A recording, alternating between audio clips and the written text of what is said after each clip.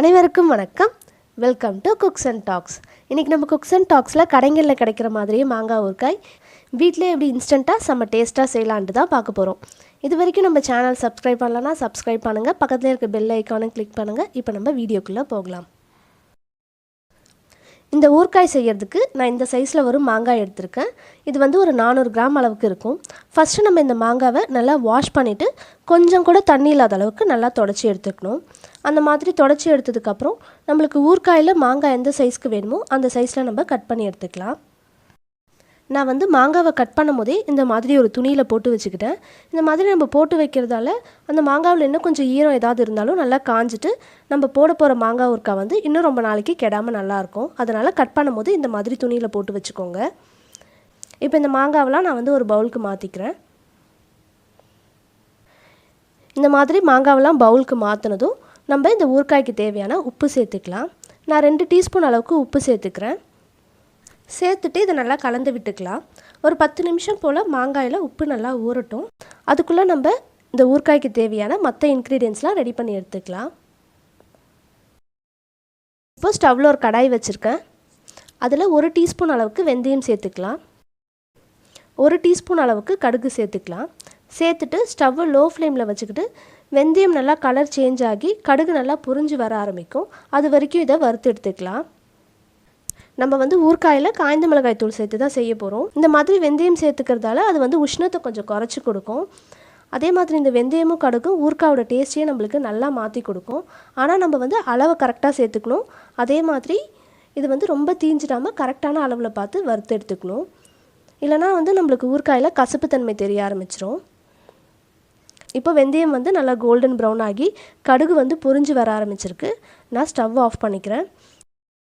இதோட சூடு ஆறுனதும் இதை வந்து ஒரு மிக்சர் ஜாரில் சேர்த்துக்கிட்டு நல்லா பவுடராக அரைச்சி எடுத்துக்கலாம். இந்த மாதிரி அரைச்சி எடுத்துருக்கேன். அடுத்து நம்ம காய்ந்த மிளகாயை வறுத்து எடுத்துக்கலாம். இப்போ ஒரு 5-6 காஞ்ச மிளகாய் போல் நான் கடாயில் சேர்த்துக்கிறேன். சேர்த்துட்டு இதை 1 நிமிஷம் போல் நம்ம வறுத்து எடுத்துக்கலாம். நான் வந்து ஊறுகாயில் காய்ந்த மிளகாய் தூளும் சேர்த்துக்க போகிறேன். அதனால தான் கொஞ்சமாக இந்த மாதிரி மிளகாய் சேர்த்துருக்கேன். நம்ம செய்ய போகிற ஊறுகாய்க்கு வந்து மிளகாய் இந்த மாதிரி வறுத்து அரைச்சி சேர்க்கும் போது நம்ம கடையில் வாங்குற மாதிரி டேஸ்ட்டு கிடைக்கும். அதே மாதிரி சாப்பாட்டு கூட அதை தொட்டு சாப்பிடும் போதும் கொஞ்சம் கொரன்னு டெக்ஸ்சரோடு சாப்பிட்றதுக்கும் நல்லாயிருக்கும். இப்போ இந்த மாதிரி மிளகாய் வறுபட்டதும் நம்ம ஸ்டவ் ஆஃப் பண்ணிக்கிட்டு இதோட சூடு ஆறுனதும் நம்ம இதை அரைச்சி எடுத்துக்கலாம். இப்போது தேவையான இன்க்ரீடியன்ஸ்லாம் ரெடி பண்ணியாச்சு. அடுத்து நம்ம ஊறுகாய் ரெடி பண்ணிக்கலாம்.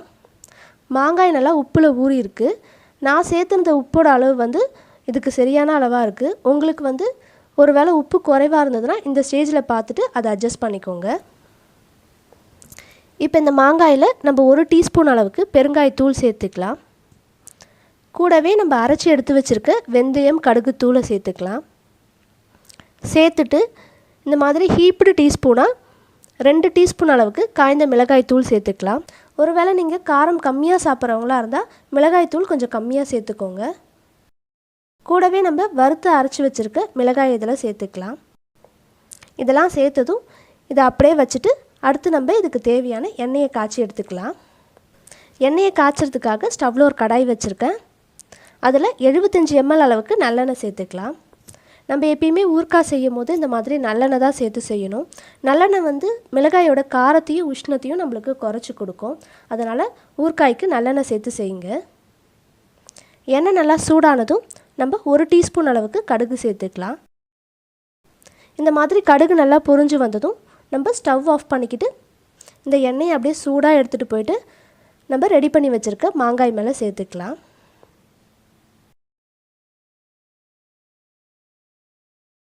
எண்ணெயை சேர்த்ததும் இதை நல்லா கலந்து விட்டுக்கோங்க.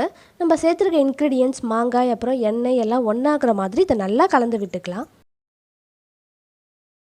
இந்த மாதிரி கலந்து விட்டதுமே நம்மளோட ஊறுகாய் வந்து சாப்பிட்றதுக்கு ரெடி ஆகிடும். இன்னும் நாள் ஆக ஆக இதோட டேஸ்ட் வந்து இன்னும் நம்மளுக்கு நல்லா கூடிக்கிட்டே போகும். இந்த மாதிரி ஒரு ஊறுகாய் செஞ்சுட்டு நம்ம ரீசெண்டாக பார்த்த பஹலாபாத் ரெசிபி மாதிரி ஒரு ரைஸ் வெரைட்டி செஞ்சு அது கூட இதை வச்சு சாப்பிடும்போது அவ்வளோ சூப்பராக இருக்கும் சாப்பிட்றதுக்கு. இப்போ நான் இதை வந்து மூடி வச்சிடுறேன். ஒரு 2 நாளைக்கு அப்புறம் இந்த ஊறுகாய் எப்படி இருக்குன்ட்டுன்னு பார்க்கலாம். இப்போ ஒரு 2 நாள் ஆகியிருக்கு. நம்ம போட்ட ஊறுகாயிலேருந்து எண்ணெய்லாம் நல்லா பிரிஞ்சு வந்து மாங்காய் ஊறுகாய் எவ்வளோ சூப்பராக ரெடி ஆகியிருக்கு பாருங்கள். இதை வந்து நம்ம ஃப்ரிட்ஜில் ஸ்டோர் பண்ணி வச்சு யூஸ் பண்ணிக்கலாம். நம்ம ஸ்டோர் பண்ணி வைக்கிற பாட்டிலை வந்து நல்லா ஸ்டெரிலைஸ் பண்ணிவிட்டு கொஞ்சம் கூட ஈரலாத மாதிரி வெயிலில் நல்லா காய வச்சு அதுக்கப்புறம் இந்த ஊறுகாயை இந்த பாட்டிலில் ஸ்டோர் பண்ணி வச்சுக்கலாம். அதே மாதிரி ஒரு தடவையும் எடுக்கிற ஸ்பூனில் வந்து ஈரம் இல்லாத பார்த்துக்கோங்க. ஈரம் இருந்ததுன்னா ஃபங்கஸ் ஃபார்ம் ஆகிடும். இப்போ வந்து மாங்காய் சீசனுன்றதால மாங்காயெல்லாம் ரொம்ப கம்மியான ரேட்டில் கிடச்சிட்ருக்கு. நீங்களும் கண்டிப்பாக இந்த ஊறுகாய் ட்ரை பண்ணி பாருங்கள். ட்ரை பண்ணிவிட்டு உங்களோட ஃபீட்பேக் கமெண்ட் பண்ணுங்கள். இந்த வீடியோ உங்களுக்கு பிடிச்சிருந்ததுன்னா லைக் பண்ணுங்கள், ஷேர் பண்ணுங்கள். Cooks and Talk channel subscribe பண்ணுங்கள். பக்கத்துலேயே இருக்க பெல் ஐக்கானே கிளிக் பண்ணுங்கள். தேங்க்யூ ஃபார் வாட்சிங்.